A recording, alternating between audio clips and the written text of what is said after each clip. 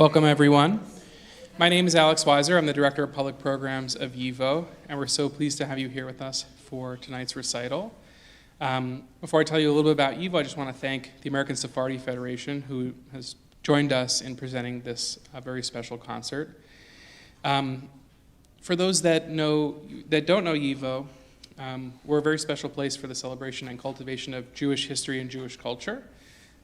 We have an archive and a library with over 23 million documents and over 400,000 books, and we bring those collections to life through programs like this, as well as classes and exhibitions, and bringing the material to researchers, both in person and also through digitization and online.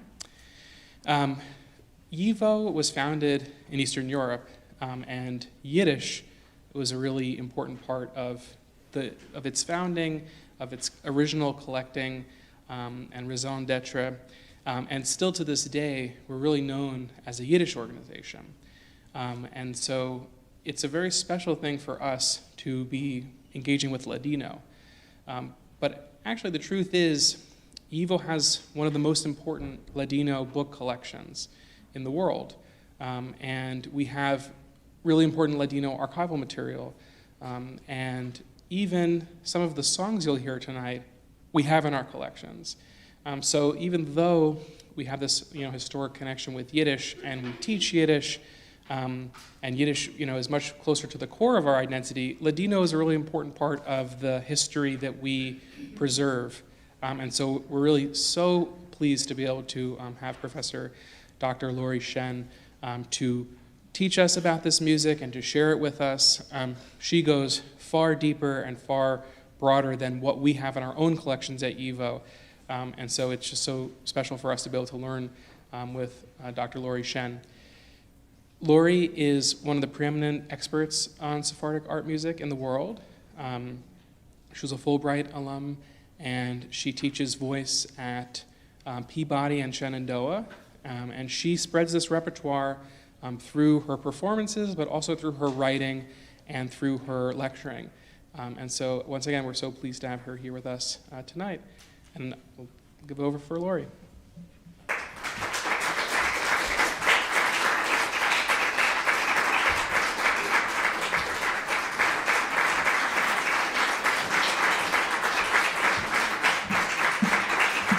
Thank you, Alex.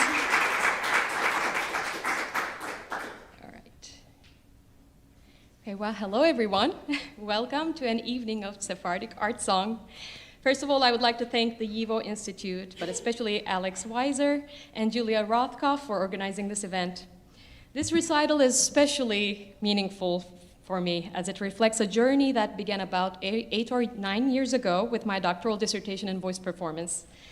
What started as an academic project has since grown into a broader exploration and celebration of a rich and underrepresented genre within the Western classical tradition, Sephardic art song.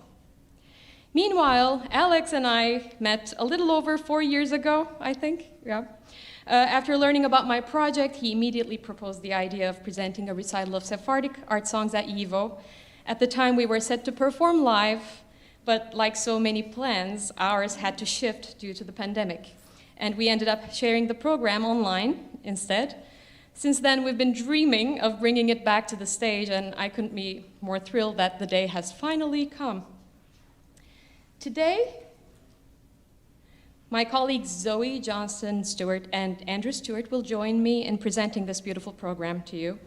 The repertoire we will perform for you this evening is certainly unique, but I also find it to be invaluable for the preservation of an important culture, a dying language, and a beautiful musical tradition that offers a variety of flavors. I'd like to offer some context to help set the stage by sharing a hopefully quick overview of the history, language, and culture of the Sephardim, as well as the development of the Sephardic art song genre, including some of its musical elements and stylistic characteristics. So before we dive into the music, let's explore where it comes from. Sephardim are commonly known as the Jewish people who trace their ancestry back to the Iberian Peninsula, specifically to the Jews that were expelled from Spain in 1492 due to the Spanish Inquisition. The Inquisition was established by King Ferdinand II of Aragon and Queen Isabella I of Castile to achieve religious unity in the country. So they gave the Muslim Moors and Jews of Spain only two choices: convert to Catholicism or leave. About 300,000 Jews from Spain went into exile into different directions. Portugal, from where they were expelled shortly after, Northern Europe, Eastern Europe, the Mediterranean basin, including the Ottoman Empire, Northern Africa, and the Middle East. So the Sephardic culture spread to Greece, Turkey, North Africa, Palestine, Amsterdam, and Livorno as the Sephardim migrated to these areas following the Spanish expulsion.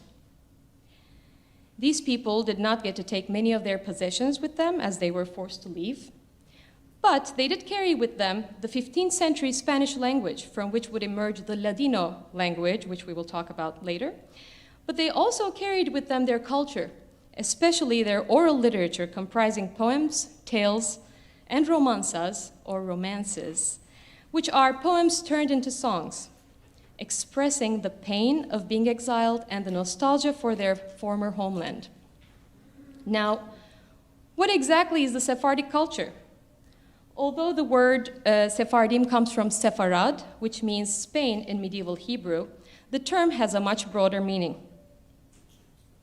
As Haim Henry Toledano states in his book, The Sephardic Legacy, Sephardic tradition is a system of values, institutions, ethnic traits, and attitudes that originated in North Africa and the Middle East and evolved among Jews living within the orbit of the Islamic world in these areas, beginning in the Middle Ages, before it arrived in the Iberian Peninsula. Therefore, it would be wrong to assume that the Sephardic culture is merely a fusion of Spanish and Jewish cultures. To have a better understanding of the Sephardic culture, we must keep in mind that Sephardim are a diasporic population and consider all of the cultural exchange that took place between them and their surrounding cultures in their journey. This cultural exchange is most evident in their language. As I mentioned earlier, the Jews expelled from Spain carried with them their most precious belonging, the 15th century Spanish language. This language of the Sephardim can be referred to as Ladino, Judeo-Espanol, or Judesmo. Ladino is essentially 14th and 15th century Castilian with contributions from Gallego-Portuguese, Catalan, Valencian, Aragonese, Hebrew, Turkish, Arabic, and other languages such as Greek, French, Italian, and Balkan languages. Surprisingly, the presence of Hebrew in Ladino is very little. However, strong traces of Turkish, French, Italian, and Greek can be found in Ladino since the Sephardim never lived in isolation. While they often had their own quarters in the cities where they settled, they always shared those spaces with other communities. And here's an interesting fact. It was at the end of the 19th century that Castilian Spanish was discovered by the Jews and Ladino by the Spaniards. Today, Judeo-Spanish is spoken sporadically in major European and American cities, and more consistently in Turkey, particularly in Istanbul and Izmir, and in Israel. The term Ladino now generally refers to a more colloquial, hybrid form of Judeo-Spanish, spoken mainly by Sephardim of the Eastern Mediterranean. So where's the Sephardim today? Today, the 2.2 Sephardim scattered all around the world includes the Ladino-speaking Sephardim of Turkey and other Balkan countries, the Spanish and Portuguese Sephardim of Amsterdam, London, and New York, and other US cities, the Middle East Sephardim of Egypt, Iraq, and Syria, and the Sephardim of North Africa, as well as Latin America. Over 5 centuries of migration after their expulsion from Spain, the Sephardim spread across the globe, enriching their culture, language, and folk traditions. As they settled in new lands, they integrated into broader communities, adopting local languages and customs.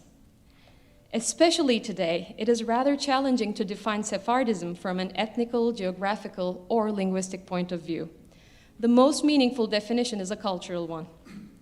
Sephardim are now understood as Jews who trace their ancestry to any of the major historical centers of Sephardic life and tradition, and who share and cherish the Sephardic tradition and heritage as it was transmitted from one generation to another. What is especially striking is how a distinctly Spanish element within Sephardic identity persisted long after any direct ties to Spain had faded. In her book, The Jews of Spain, Jane Gerber illustrates this beautifully. How strange it seems that Sephardim scattered in Turkey and Bulgaria, Curaçao and Pernambuco, sang ballads about medieval Spanish knights and maidens in their medieval Spanish language, Ladino. Throughout the Turkish-speaking world, the conversation of Sephardic Jews, especially women, would be peppered with Spanish proverbs. The classical genres of Spanish oral literature would be preserved for centuries in the Balkans in romances, as each important life cycle event was marked by Jewish festivities rich in Spanish song. Today, even though the 2.2 million Sephardim are spread across the globe, it's still possible to speak of a distinct Sephardic culture, enduring traditions, and the unique language of Ladino. The rich body of folk literature, including traditional songs, continues to reflect their long dynamic history shaped by centuries of cultural exchange. To quote scholars Samuel Armistead and colleagues, the folk song tradition of Sephardim is both medieval and modern, Jewish, Christian, and Islamic, Hispanic, but also Balkan and Near Eastern, and indeed French and Italian as well. For all its seeming conservatism, the Sephardic song tradition is a vital, dynamic, creative phenomenon forever involved in the ongoing process of becoming something different than what it was before. Which brings us to the music. The secular Sephardic song repertoire consists of a few categories. These genres are defined based on musical parameters such as structure, melody, and rhythm, and also based on the text and the relationship between the music and text. Some of these songs were passed down orally through generations, making their origins difficult to trace. Others are Ladino translations or adaptations of Turkish, French, and Balkan songs, incorporating dance rhythms like tango, foxtrot, and sometimes even quoting familiar operettas and zarzuelas.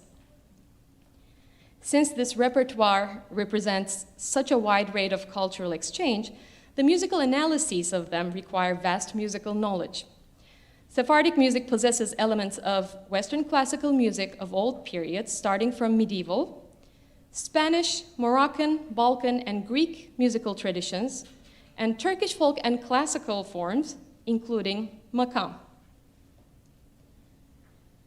Traditional Sephardic folk songs feature several distinct musical characteristics. First, while rooted in Middle Eastern modal practice known as makam, these songs typically avoid microtones, but incorporate hallmark intervals like the augmented second, lending them a distinctly Middle Eastern flavor. The repertoire is primarily vocal, although instruments were sometimes used, especially during celebrations.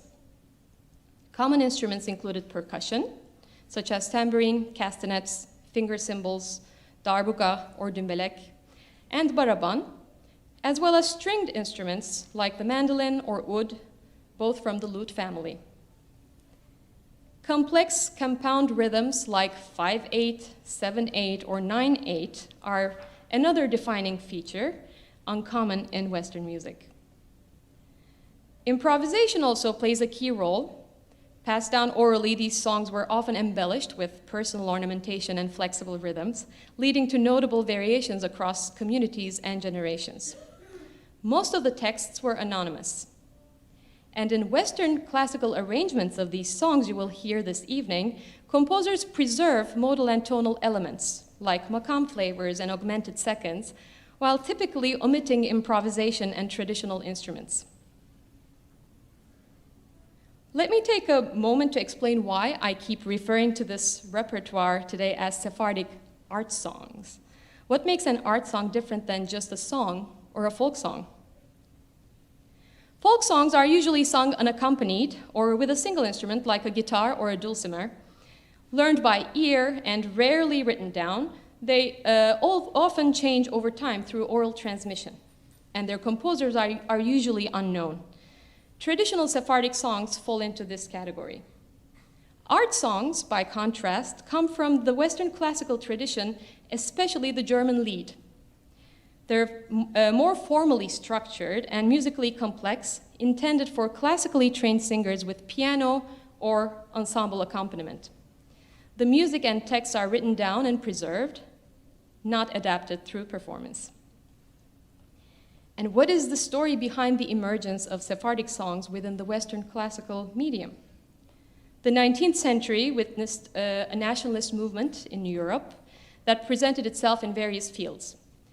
This movement became quite evident in music, as folklorists and music scholars and some Western classical composers began to explore the folk literature of nations in search of national identities.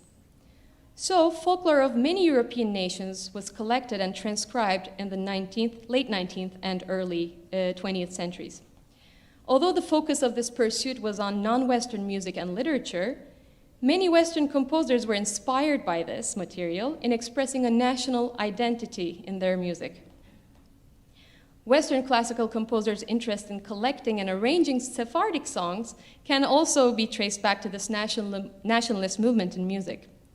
In late 19th century and the first decade of the 20th century, Russia, the young Jewish composers of the time got inspired by the nationalist movement in Russian music, exemplified by Russian composers. And they became attracted to the idea of representing a Jewish identity in music. And so they collected and transcribed perhaps thousands of Yiddish folk songs. A similar interest appeared in the Sephardic musical realm, pioneered by the Turkish composer and ethnomusicologist Alberto Hemsi. Hemsi not only contributed to these transcriptions with his own field work, but he also arranged and harmonized about 60 of these songs with a Western classical approach. There were many others that showed interest in arranging these songs in the Western classical tradition, over 45 composers actually, and how did I find out about that? Here's my story. I'm originally from Turkey, and I'm a member of the Sephardic Jewish community in Izmir, in Turkey. That's my paternal grandfather, right there, with his mother, aunts, siblings, and cousins. So naturally, I've always been interested in the information, any information related to Sephardim. And back in 2017, I stumbled upon famous Spanish composer Joaquín Rodrigo's Cuatro Canciones Sephardis. This work of his is a set of 4 songs set to anonymous Ladino texts adapted by his wife, Victoria Kamhi. Through quick research, I found out that Victoria Kamhi was a Turkish pianist who was born into a Sephardic family in Istanbul. Then I was curious to see if there were other Western classical works inspired by traditional Sephardic folk songs and decided to go on a quest. Throughout my research, I found so many works that I eventually decided to create a catalog out of my findings and publish it, because I realized no such information or catalog existed anywhere. And the catalog continues to expand. After finding so many Western classical Sephardic vocal works, I took the liberty of giving this genre the name Sephardic Art Song. Here's a QR code that will take you to the catalog on my website in case you're interested. As of today, there are over 45 classical composers who have arranged or composed over 360 vocal Sephardic works in the Western classical tradition for voice and various instruments, or over 360 art songs. And of course, I will not be able to talk about each composer on the catalog today. However, the catalog currently includes composers of various ethnic and religious backgrounds from Turkey, Israel, Spain, Italy, Germany, France, Bulgaria, the United States, Canada, Puerto Rico, and some other countries. Almost each composer has a story about how they became a part of this genre, some of which are super fascinating. Their names and works are listed on my website, as well as in my recent article about Sephardic Art Song that was published in the March-April 2025 volume of the Journal of Singing. I'd like to take a moment to acknowledge one of the composers featured in my catalog on tonight's program, Mario Castelnuovo-Tedesco. His set of Sephardic songs is among my favorites, and I've included them in every performance of this project. And we have a special treat this evening. I'm delighted that his granddaughter, Diana Castelnuovo-Tedesco, is here with us.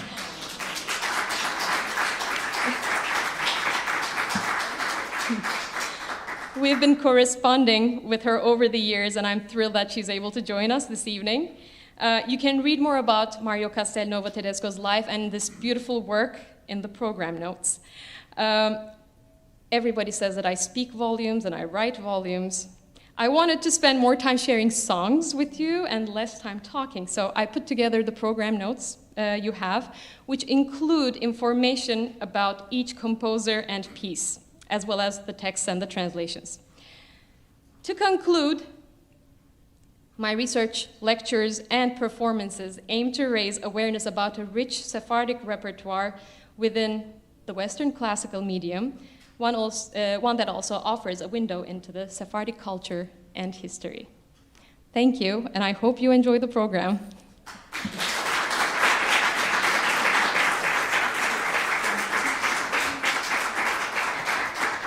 I will be back in about 5 minutes with my colleague Zoe, and we'll start the program.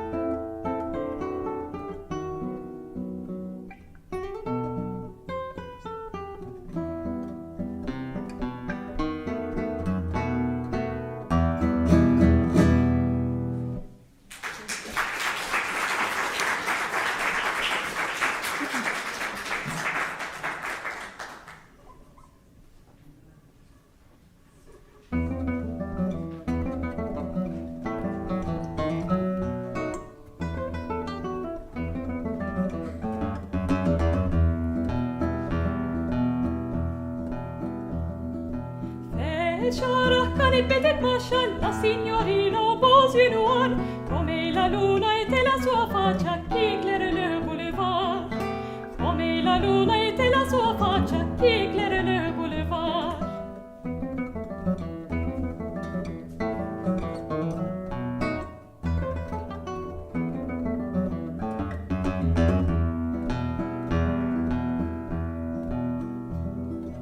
Volevo parlare sciatamente because her father was à la gare et con suo ombrello d'arabetti a réponse à mon bonsoir. Et con suo ombrello d'arabetti a réponse à mon bonsoir.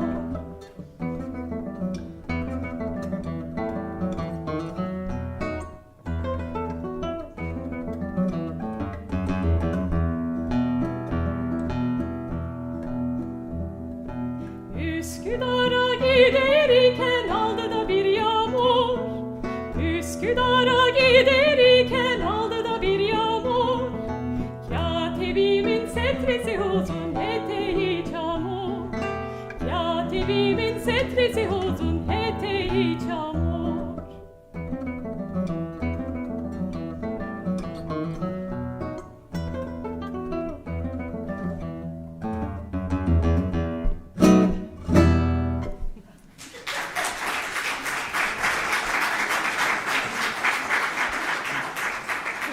Turkish audience I see some familiar faces, so I had to include the Turkish text as well.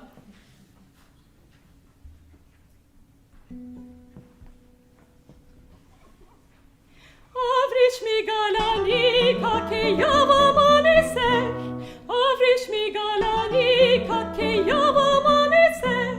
La noche yo no durmo pensando en ti. La noche yo no durmo pensando en ti. Mi padre sta meldando mozoiera. Mi padre sta meldando mozoiera. A malta de la luzesica si se dormirà. A malta de la luzesica si se echarà.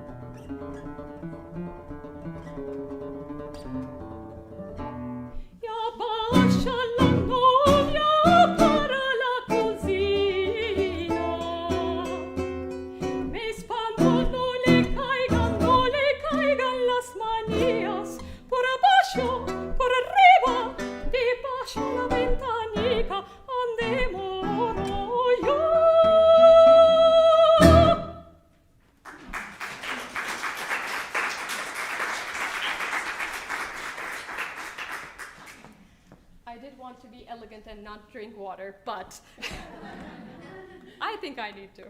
Okay.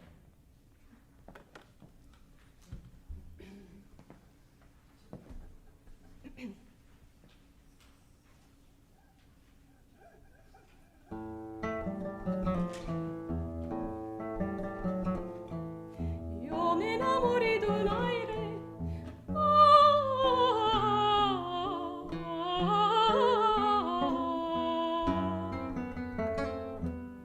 d'un aire, d'una voce.